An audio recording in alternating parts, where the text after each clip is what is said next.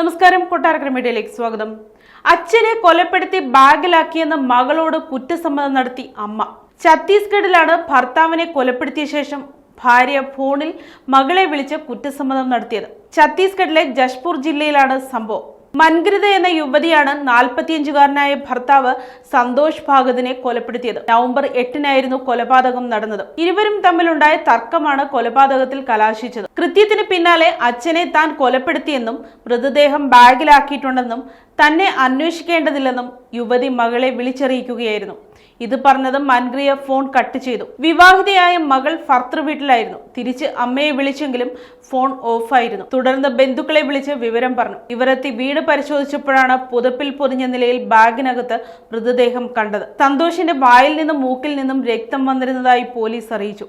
കൂടുതൽ പരിശോധനയ്ക്കായി മൃതദേഹം പോസ്റ്റ്മോർട്ടത്തിന് അയച്ചിരിക്കുകയാണ്. മൻഗ്രിതയ്ക്കെതിരെ കൊലപാതക കുറ്റം ചുമത്തി പോലീസ് കേസെടുത്തു. കൊലപാതകത്തിന് ശേഷം വീട് വിട്ടിറങ്ങിയ യുവതിക്കായി തിരച്ചിൽ തുടരുകയാണ്. മുംബൈയിൽ ജോലി ചെയ്തിരുന്ന മൻഗ്രിത കുറച്ചു മാസങ്ങൾക്ക് മുൻപാണ് ജഷ്പൂരിലെത്തിയത്.